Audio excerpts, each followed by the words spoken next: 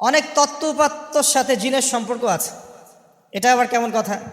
এটাও কোরআনেই আছে যে দুনিয়াতে যে ব্যক্তি শয়তান মানুষ শয়তান, তার সাথে জিন শয়তানের যোগাযোগ থাকে। বিশ্বাস করেন না? দুনিয়াতে যে ব্যক্তি মানুষ শয়তান, তার সাথে জিন শয়তানের যোগাযোগ থাকে। একটা হাদিসে এমনও পড়েছিলাম আমরা স্টুডেন্ট লাইফে, আল্লাহ রাব্বুল আলামিন যখন কোনো আদেশ নাজিল করেন তখন ফেরেশতারা সেটা নিয়ে ডিসকাস করতে থাকেন আসমানে, এবং জিন জাতি প্রথম আসমানের কিনারা পর্যন্ত পৌঁছে যায় এবং সেখানে গিয়ে কানে শ্রবণ করার চেষ্টা করে কি নিয়ে আলোচনা করা হচ্ছে। যদি কোনো একটা সংবাদ তাদের কান পর্যন্ত চলে আসে, তাদেরকে বিতাড়িত করার জন্য আল্লাহ রাব্বুল আলামিন উল্কাপিণ্ড ছোড়েন। ওখানকার ফেরেশতারা আছেন, তারা অগ্নিশিখা নির্বাপন করেন। সূরা সফফাতের প্রথম দিকে পড়ে দেখবেন। এই জিন দুনিয়াতে যে কবিরাজ বা তান্ত্রিক বা জাদুকরের আন্ডারে আছে, সে এসে তাকে জানিয়ে দেয় এই হতে যাচ্ছে। তখন সেই তান্ত্রিক এই সত্যটার সাথে আরও 100টা মিথ্যা জড়িয়ে জনগণকে বিভ্রান্ত করে। তখন তার কথা ফলে যায়, মানুষ মনে করে যে তান্ত্রিক অনেক বড় কিছু হয়ে গেছে। তো এগুলো সবই ফিতনা। যাই হোক, এই জিনের ব্যাখ্যা কিন্তু আমরা করতে পারছি না বিজ্ঞান দিয়ে। আমরা আত্মা কাকে বলে জানি না। আত্মার কি কোনো বৈজ্ঞানিক ব্যাখ্যা আছে? স্বপ্ন দেখি মাঝে মাঝে আমরা, স্বপ্ন সত্য হয়। অনেক সময় অনেকের স্বপ্ন সত্য হয়, কোরআন তার সাক্ষী। অনেক সময় অমুসলিমের স্বপ্ন সত্যি হতে পারে, কোরআন তার সাক্ষী। ইউসুফ আলাইহিস সালাম জেলখানায়, মনে আছে? দুজন ব্যক্তি স্বপ্ন দেখলেন, একজন শরাব পান করাচ্ছেন মনিবকে, আরেকজনের মাথার মধ্যে রুটি, এখান থেকে পাখি রুটি খেয়ে চলে যাচ্ছে। এই দুজন ব্যক্তি কিন্তু অমুসলিম, মুসলিম নন। তারপরে ইউসুফ আলাইহিস সালাম বললেন, একজন নিষ্কৃতি পাবে এবং তার মালিককে সে শরাব পরিবেশন করবে, সে মুক্ত হয়ে যাবে সামনেই, অচিরেই। আরেকজন ব্যক্তি তোমাকে শুলদণ্ড দেওয়া হবে, তোমার মাথার মধ্যে যে মগজ আছে এটা পাখি এসে খেয়ে ফেলবে। কুদি আলামর, এটা হয়ে গেছে, এটা আল্লাহর পক্ষ থেকে ফয়সালা। তাহলে এই স্বপ্ন মিথ্যা ছিল না সত্য? তো এই স্বপ্নের বৈজ্ঞানিক কি ব্যাখ্যা আছে? বিজ্ঞান কি এই পর্যন্ত যেতে পারবে? নাই। অতএব সব কিছুর বৈজ্ঞানিক ব্যাখ্যা খুঁজতে হবে না।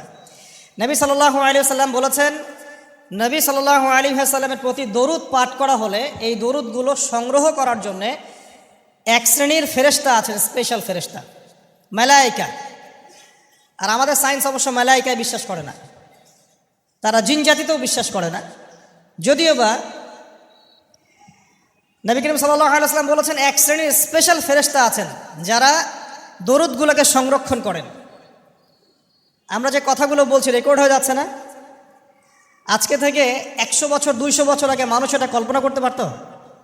আমরা এখন যেখানেই মুভ করছি, সিসি ক্যামেরা, ভিডিও, এটা সেটা, স্যাটেলাইট, এগুলো আছে না?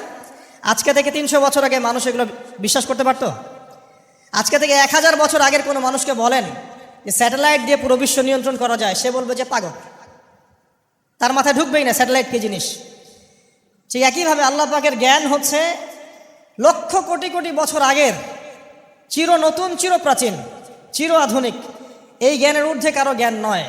এই জন্য এখন এগুলো কথা অনেকেই প্রশ্ন তোলে যে ফেরেশতা আবার কি জিনিস, জিন আবার কি, ইসলাম এগুলোতে কেন বিশ্বাস করে? সুবহানাল্লাহ। মানে তাদের বক্তব্য হচ্ছে ল্যাবরেটরিতে যেটা প্রমাণ করা যাবে না সেটার অস্তিত্ব নাই।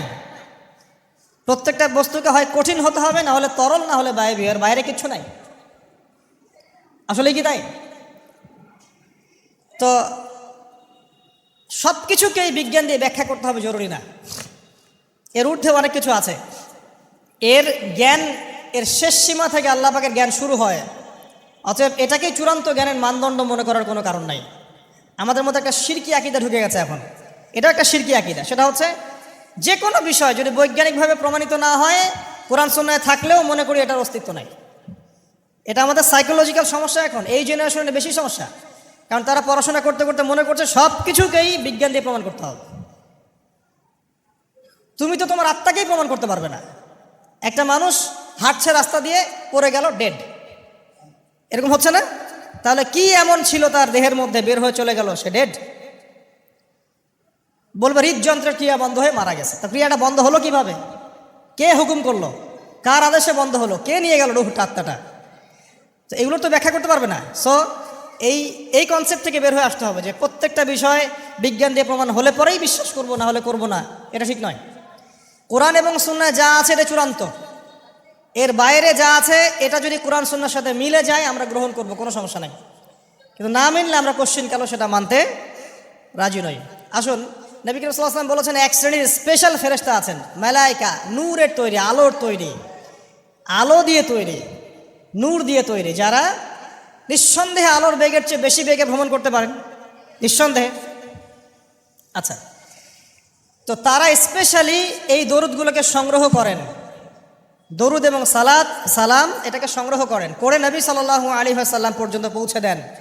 এরপর আল্লাহ রাব্বুল আলামিন, আল্লাহ সুবহানাহু ওয়া তাআলার ইচ্ছায় নবী করিম সাল্লাল্লাহু আলাইহি ওয়াসাল্লাম এর জবাব দিয়ে থাকেন। একটু চিন্তা করেন যে আপনি মনে করেন আল্লাহ রাসূল সাল্লাল্লাহু আলাইহি ওয়াসাল্লামের দরজায় দাঁড়িয়ে আছেন, কথার কথা মনে করেন যে তিনি জীবিত আছেন, কথার কথা। আপনি তার বাড়ি চেনেন, তার বাসায় গেলেন, গিয়ে নক করলেন, গিয়ে নক করে বললেন আসসালামু আলাইকুম। এবার নবী সাল্লাল্লাহু আলাইহি ওয়াসাল্লাম ভিতর থেকে আপনাকে বললেন, কথার কথা ধরে নেন যে ওয়ালাইকুম আসসালাম। এর অর্থ কি? ওয়ালাইকুম আসসালাম অর্থ কি? আপনার উপরেও শান্তি বর্ষিত হোক। আচ্ছা, আবার মনে করেন আপনি বাসার ভিতরে আছেন, আপনার বাসায় নবীজি এসেছেন সাল্লাল্লাহু আলাইহি ওয়াসাল্লাম, কথার কথা। এবার তিনি আপনার দরজায় নক করছেন, নক করে বলছেন আসসালামু আলাইক, তোমার উপর শান্তি বর্ষিত হোক। তো নবী সাল্লাল্লাহু আলাইহি ওয়াসাল্লামের এই যে দোয়া, তোমার উপরে শান্তি বর্ষিত হোক, এটা যে যত বেশি পাবে তার জীবনটা তত সুন্দর হবে না? অতএব যে ব্যক্তি যত বেশি দরুদ পাঠ করবে, যত বেশি সালাত প্রদান করবে নবী সাল্লাল্লাহু আলাইহি ওয়াসাল্লামকে, ইনশাআল্লাহ তাআলা সে সচ্ছল হবে, টেনশন ফ্রি থাকবে, সুখে শান্তিতে পৃথিবীতে বসবাস করবে ইনশাআল্লাহ। আর সুখ বলতে আমি শুধুমাত্র চাকচিক্য বোঝাচ্ছি না, বাড়ি গাড়ি স্ট্যাটাস বোঝাচ্ছি না। সুখী হওয়ার জন্য টাকা যথেষ্ট না। অনেক সময় দেখবেন কোটিপতি মানুষ সুখী নয়, একজন ভ্যান চালক সুখী। সুখ টাকা দিয়ে কেনা যায়? সুখ বলতে মনের সুখকে বোঝানো হচ্ছে। আল্লাহ পাক আমাদেরকে বোঝার তৌফিক দান করুন। আমি যেটা বলতে চাচ্ছিলাম, জুমার দিনে বেশি থেকে বেশি নবীর উপর দরুদ পাঠ করতে হবে। কোন দরুদ পাঠ করব? একটা সংক্ষিপ্ত দরুদ আছে, পড়তে পারি আল্লাহুম্মা সাল্লি ওয়া সাল্লিম আলা নবিয়িনা মুহাম্মদ, এটা পড়তে পারি। আরেকটা আছে আল্লাহুম্মা সাল্লি আলা মুহাম্মাদিন ওয়া সাল্লিম, এটা সংক্ষিপ্ত। আর যদি আপনার সামনে নবীর নাম উচ্চারণ করা হয় বলবেন সাল্লাল্লাহু আলাইহি ওয়াসাল্লাম। অথবা সবচেয়ে সেরা দরুদ হচ্ছে দরুদ ইব্রাহিম, আল্লাহুম্মা সাল্লি আলা মুহাম্মদ ওয়া আলা আলি মুহাম্মদ কামা সাল্লাইতা আলা ইব্রাহিম ওয়া আলা আলি ইব্রাহিম ইন্নাকা হামিদুম মাজিদ। আল্লাহুম্মা বারিক আলা মুহাম্মদ ওয়া আলা আলি মুহাম্মদ কামা বারাকতা আলা ইব্রাহিম ওয়া আলা আলি ইব্রাহিম ইন্নাকা হামিদুম মাজিদ। এটা প্রথম আমল, জুমার দিনে করবেন। এছাড়া প্রত্যেক দিন সকালে 10 বার এবং সন্ধ্যায় 10 বার করে দরুদ পড়বেন। তাহলে কি হবে? ইনশাআল্লাহ তাআলা আপনি, আমি, আমরা সবাই কিয়ামতের মাঠে নবী সাল্লাল্লাহু আলাইহি ওয়াসাল্লামের সুপারিশ পেয়ে যাব ইনশাআল্লাহ। সুপারিশ সম্পর্কে একটা হাদিস শুনিয়ে দেই, যথেষ্ট হবে ইনশাআল্লাহ। নবী সাল্লাল্লাহু আলাইহি ওয়াসাল্লাম বলেছেন, আমার উম্মতের যে ব্যক্তি, যে কোনো ব্যক্তি, নারী পুরুষ, সাদা কালো, বাঙালি, পাকিস্তানি, আফগান, সিরিয়ান, যেখানকার মানুষ হোক না কেন, যে কোনো ব্যক্তি, সে যদি শিরিক না করে মারা যায়, আল্লাহর সাথে শিরিক করে নাই, এই অবস্থায় মারা গেছে, নবী সাল্লাল্লাহু আলাইহি ওয়াসাল্লামের সুপারিশ তার উপর ওয়াজিব হবে ইনশাআল্লাহ। ইনশাআল্লাহ সে জান্নাতে যাবে যদি শিরিক না করে মারা যায়। অন্য যে কোনো পাপ আল্লাহ যাকে ইচ্ছা মাফ করতে পারেন। আল্লাহ পাক আমাদেরকে শিরিক মুক্ত আমল করার তৌফিক এনায়েত করুন, আমিন। জুমার দিনের দ্বিতীয় আমল হচ্ছে আপনাকে সূরা কাহফ তেলাওয়াত করতে হবে।